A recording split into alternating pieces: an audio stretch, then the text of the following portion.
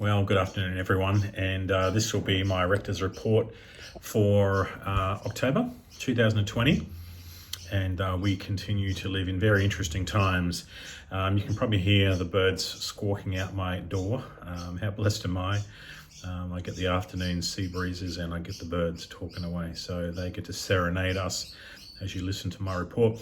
I wanted to start with a reading from Romans, this is chapter 12, verse 4 to 8. For just as each one of us is one body, has many members, and these members do not all have the same function, so in Christ we, though many, form one body, and each member belongs to all the others.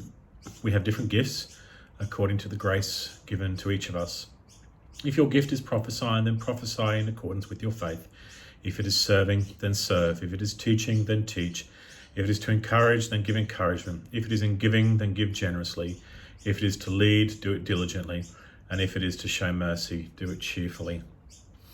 That's a great exhortation for we being the church. And I know here at Port Anglican, that is very much our vision for being church. And so I deliver the report today with that as the heart behind the things that I share with you. We continue to be a church that believes that the priesthood of all believers is the key to our future. And the idea of the church being run by a select few is not our heart's calling. And I'm always trying to do myself out of a job. So there you go. All right, so I want to start by saying some thank yous. Huge thank you to the staff. I can't tell you what a privilege it is to lead a group of interns and admin staff and our cafe staff and all the people who are just serving with such faithfulness and diligence. So a very big thank you to the whole team.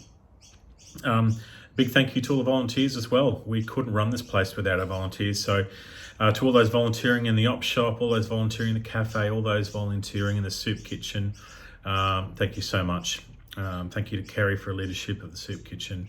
And so very grateful for the whole team that put in so much work on Sundays. It's an amazing amount of work that goes into making Sundays happen, and it's just not possible without you wonderful volunteers. So a big thank you. It really is a cast of hundreds that make this place tick, so thank you so much. I want to celebrate the increased engagement with our community.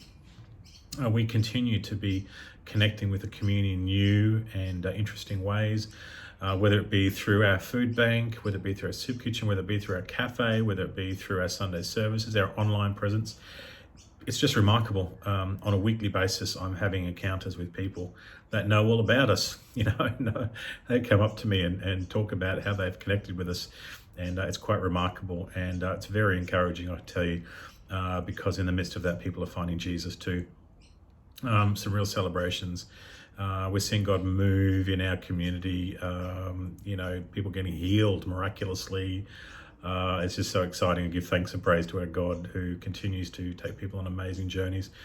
People giving their lives to Jesus, people getting healed, people being transformed, people being set free. It's just a remarkable time to be the church. And I just give thanks to God. So for all of you out there watching that, just keep praying. Keep praying for the Holy Spirit to move. Keep praying for the Holy Spirit to continue to be the center of all we believe and do, that Jesus will be honored and exalted in our church community, because, the things we're seeing, I just haven't seen in many, many years in the church. So it's a very exciting time to be the church. The cafe continues to be a huge success, and I mean that by every measure. It's continuing to bring in great income for the church. In terms of the connections with the community, whether it be through the open days at Soup Kitchen, whether it be through people just walking in off the street, it's quite remarkable, and continues to be I think of it like it's tip of the iceberg. What we've done with the cafe is tiny compared to what's coming in the days that lie ahead. And thanks to Cam for her leadership there. Soup Kitchen, thanks to Kerry already, to Roy and Brian and everyone who's involved in that Soup Kitchen ministry. It's quite something to see the love, to see the kindness, to see the provision that we're able to build into people's lives. And some of these people are just, they're quite unloved people in many cases, and so they feel so loved. And the ministry opportunities that the staff are having with them is quite remarkable. I'm now being contacted quite regularly by people outside of soup kitchen hours that are looking for ongoing help, and that sometimes is counselling, sometimes it's helping them with accommodation, sometimes it's helping them get connected up with other services in town, drug rehabilitation. I think it's quite stunning when we have people with drug addictions coming to church on Sunday. And I know for some people it makes them a bit uncomfortable, but the simple reality is God wants to set them free. And so I greatly rejoice that some of our soup kitchen people are feeling so loved by us that they're willing to come to church even though they're still in the midst of all their physical and spiritual struggles. We continue to need people to give to the food bank. We seem to be giving out a lot of food out of the food bank, which is, you might say on one hand, a bit concerning just because there's so much need out there, but it's also wonderful. What a privilege it is that we have to be able to be the hands and feet of Jesus in our world by loving people in action. Thanks to our op shop, you continue to be doing well, and some of the changes that have come through have already seen improvements in safety of people attending, as well as improved revenues. But we've only just begun. There's a lot of work that still needs to happen, and it's difficult for our older team to embrace change, but we continue to encourage them and challenge them to pursue change, as that's just the nature of life. Our new vision, believe it or not, our 2020 vision comes to an end in 2020. For a lot of people that started 2020, we by April, we're starting to think it was becoming a train wreck. But I'm just absolutely blown away. Our vision has just come full circle, and 2020, although a lot of people are talking about it being a train wreck, for us, it's the opposite. 2020 has set us up. I'm just blown away by how our vision has come to pass, particularly in this last 8 months. It's quite remarkable to see how we've lived into the vision, and that's the work that Parish Council are going to be doing. And certainly at the end of the year, I'll be doing a special broadcast on our vision and how we lived into it over the last 3 years. And I think you'll be like me, quite blown away by how we have lived into the vision that God gave us. But we have a task to set our new vision, and we've begun. It's going to be a 6-month process. So what's happened is the staff have met. We had a visioning day, and we prayed and spent time talking about all the different areas of ministry the staff are involved in. The next step will be Parish Council, and we'll be organising a vision day for Parish Council. And then from there, we take it to the whole parish. So the idea is that everyone who wants to have their say will have their say in what will be our vision for the next 3 years. And obviously the most important opinion is God's. So we'll be seeking to discern God's will for us as a parish over the next 3 years. Some of you will know that we had an arrangement where we drew down on our Kendick Trust for the 3-year vision. And it was very important that we did, to be able to live into the vision. And I'm delighted to be able to tell you that although we took some detours and things didn't quite go to plan, the reality is that next year we will be returning to only drawing down interest on the Kendick. So we have, I guess you might say, succeeded in achieving the financial plan which was to be not reliant on the Kendick for the general running of the parish, and we have reached that point. We've still got some way to go for sure, but the Kendick has served us well. But we're going to go back to interest only, so as not to draw any further on the Kendick, certainly for the next 3-year period. Having said that, the whole project is back on, and we don't know what that's going to look like at this stage, but it's quite possible that we might be looking at a hall upgrade. So there's no plans on that are fixed, but certainly that's a conversation that's going to be happening again. We haven't had that conversation for a couple of years, but there's a feeling that it needs to come back on the table. We are in the process of setting a new budget, and that will come to Parish Council tonight. And we'll be beginning the process of what does 2020 look like in terms of our budget. And right now it's looking very optimistic. So thank you to everyone for your faithfulness in giving. We're feeling rather buoyant about the fact that for the first time in 4 years, even in the middle of a pandemic, we've actually seen our finances improve rather than go the other way. So it's been a very encouraging time for the treasurer, the wardens, and everyone who's been involved for the last 4 years. Synod 2020, wow. It was entirely focused on the restructure, well, almost entirely. And, the feeling was quite positive. We feel like the church has moved forward in some significant ways. There was certainly some high emotion for those parishes that were looking at closures. And, we, as part of the restructure, are looking at a conversation with Warhope, Southwest Rocks and Kempsey to form a new network. So no mergers, just networking. But looking to work together on a few projects. So we'll be talking about that in quite some detail over the next 6 months, and looking at it over the next 5 years, how that might work. A really proud moment was to see our young synod reps up there talking, being quite bold. When you've got a synod where you've got a handful of people under the age of 70, it was quite a proud moment to see all of our synod reps up there representing Port Anglican and sharing the vision and views of a generation that are largely missing from the church. So well done to Brodie and to Emma and to Jacob for having the courage to get up there. And well done to James for his first synod as well, getting up there. We did have a wily veteran, Gary, there, so well done to you too, Gary.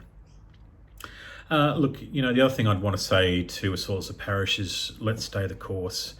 We have become a very encouraging, a very nurturing, a very Christ-centered church.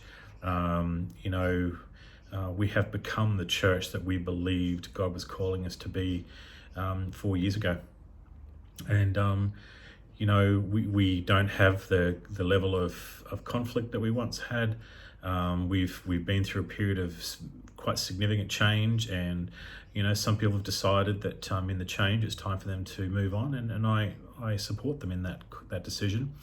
I think that for some people there's been a sense of grief at friends that might have moved along, but at the end of the day all of us have to discern where God's called us to be, and for those that have departed we've sent them with our blessing, knowing that that's obviously where God had put on their heart for them to be. Unless you've had your head in the sand, you will have noticed the influx of new people that we've had, particularly in the last couple of years. It's quite remarkable. And, a church that has undergone such significant change, we are actually younger, stronger and larger than we were 4 years ago. So, and we've only just begun. Our new cultural way of being church has taken a hold. It's an incredibly nurturing and loving place to be now, Port Anglican. And I can tell you, as the pastor leading it, it fills me with great joy to be able to connect with my church. And I think more than my entire ministry, my entire time in leading the church, I feel more buoyant about our future here than ever. The wider church, which is struggling with decline and falling revenues and loss of vision and aging, we as a church are just completely bucking the trend. We're getting younger, we're getting financially stronger, we're growing in numbers, we're seeing these new and creative ministries pop up. The vocational college is now into its second term, and we've got a fresh batch of students, and it's incredibly encouraging to see. We've got new teachers. It's great to see Lindley Fisher coming on board as a new teacher in apologetics. Our internship continues to grow. We're now in our third year with our internship, or is it fourth year? I lost touch. Third or fourth year, and we've got 3 new interns starting next year. It's quite remarkable. We've got Patrick finishing up his internship this year, but we've got 3 new ones starting. So internship continues to grow and to get stronger, and the energy and the passion they bring into the life of the church is growing all the time as well.